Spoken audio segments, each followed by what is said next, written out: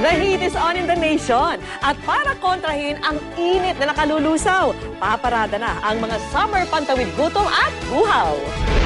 The sun is up, the heat is intense at talaga namang lahat ng tao gusto na magbabad sa beach. Talaga nga namang nandito na ang summer.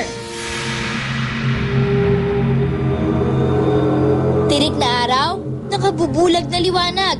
Walang tigil na tagaktak ng pawis. Ito ang sure signs of summer. Kaya naman sa ganitong panahon, we need to cool down. At ang isa sa mga paborito kong mga paraan, ang pagtikim sa refreshing summer coolers.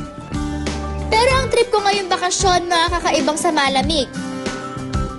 Gaya ng wholesome treats na natikman ko dito sa may Wilson Street sa San Juan. Presenting healthy ice cream and popsicles. Hindi kami gumagamit ng mga artificial flavoring. Instead, mga natural fruits ang ginagamit natin. Hit na hit daw ang kanilang fruity popsicles tulad ng strawberry kiwi, orange banana at buko spirulina. Ang spirulina ay isang uri ng masustansyang supplement. Kakaiba rin ang mga sangkap at flavor ng kanilang mga ice cream, gaya ng vegan Jolly Green. Ang mga ingredients nito, spirulina, green tea, malunggay, nakilala bilang isa sa mga pinakamasustansyang gulay sa mundo. Sigurado namang mag-e-enjoy ang mga may sweet tooth sa kanilang triple chocolate at vegan vanilla bean na hindi ginagamitan ng artificial sweeteners. Thank you, sir. Ayan, next step, favorite part ko na, taste test. Sarap. Sarap. For more chilled delights, pumunta naman kami sa may Katipunan Extension sa Quezon City. Kilala ang restaurant na ito para sa kanilang Pinoy food, pero ngayong summer, bumibida raw ang kanilang smoothies.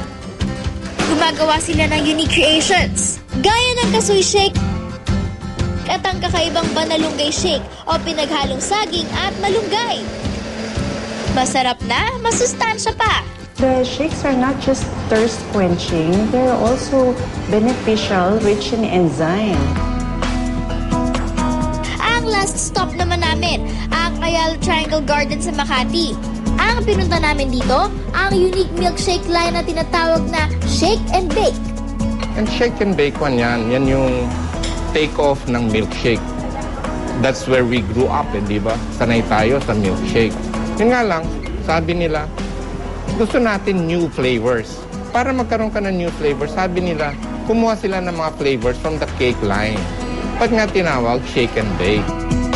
Ordinary shake lalong pinasarap ng cake flavors tulad ng blueberry cheesecake at dulce de leche.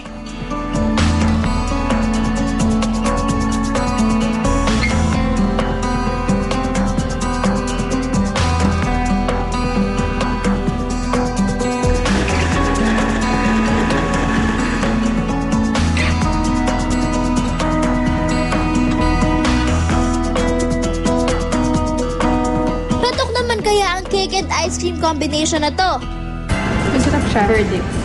I think it's not too sweet, but okay siya for summer. Refreshing. Mararamdaman mo talaga yung flavors niya. Ngayong bakasyon, hindi kailangan malusaw sa init ng panahon. Chill out with desserts na in ngayong summer season.